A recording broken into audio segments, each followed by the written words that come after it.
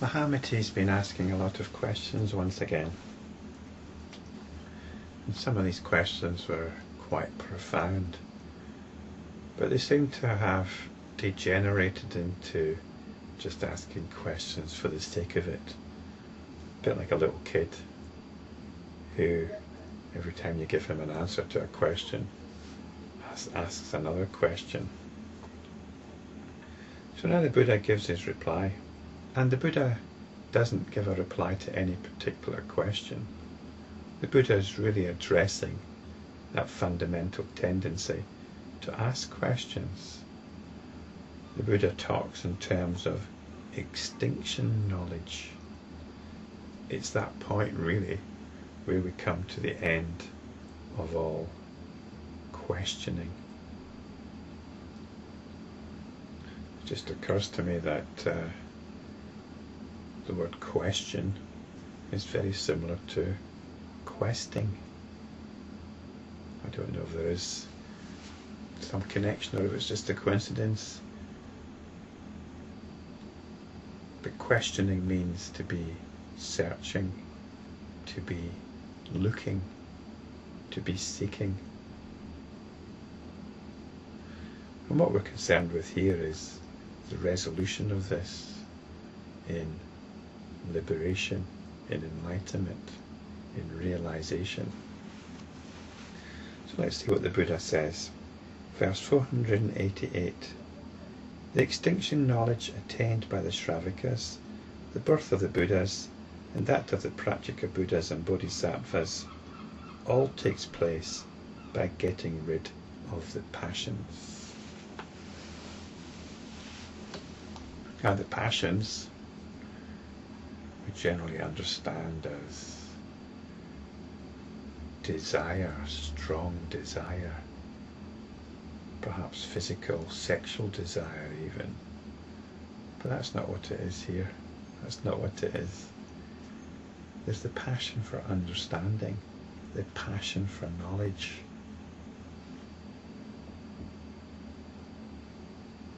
This goes completely against the grain, doesn't it? We're taught, we're brought up to believe that this is a good thing, to want knowledge, to want understanding. And if you want to be successful in the world, well, that's probably true. You get your qualifications, you get your graduate degree and your master's to show that you've acquired certain knowledge. And then you can go and get a professional job and so on. And that's what we call being successful. But spiritually, a different paradigm applies altogether. The trouble is, if you're a spiritual seeker, and that's what's referred to here as the Sravaka, then you start looking for so-called spiritual knowledge, a different way of understanding from the conventional understanding. And this doesn't help at all. It's a bit of a problem, especially if you're a Buddhist of some sort, because there's an awful lot of Buddhism to learn. And you just kind of wonder, where's it going to, where does it all end? And does all that learning take you to liberation? Well, no, it doesn't. It doesn't. The Sravaka, spiritual seeker, has to realize at some point that all that intellectual acquisition has got nothing to do with liberation. You don't need to know about Buddhism to be liberated. You don't need to know about anything to be liberated. All you need to know, or all you need to realize, is that you exist in fundamental completeness.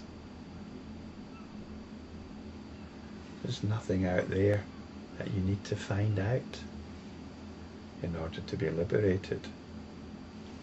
This is what's meant by getting rid of the passions. It's what's meant by extinction knowledge. It's not about knowledge of extinction.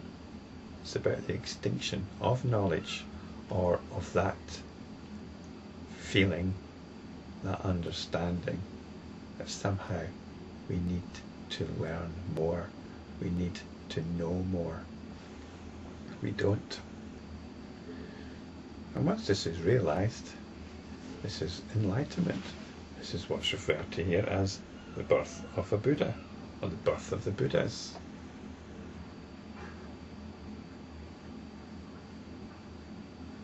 This is the enlightenment event, when you realize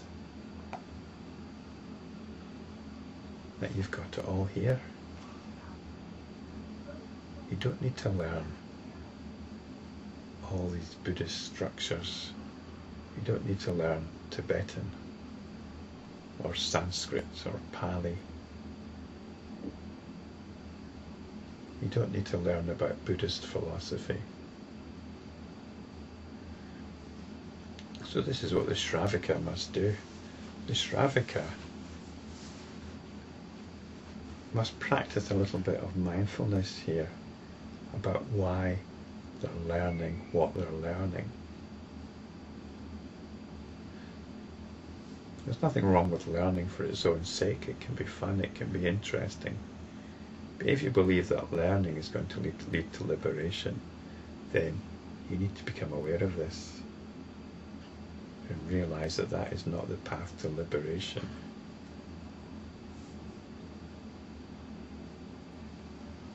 Path to liberation is in the awareness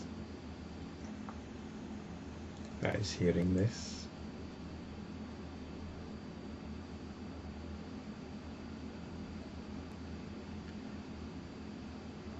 This is suchness. There's nowhere you need to go to find it, because it's what is right here. So this is the enlightenment event. This is the birth of the Buddha. And the Pratyekabuddha is that reinforcing the continual returning to the enlightenment event. And the Bodhisattva is what takes its cue from everyday life. It's what remembers enlightenment in everyday life. This is enlightenment practice. And more will be said about this in the next verse.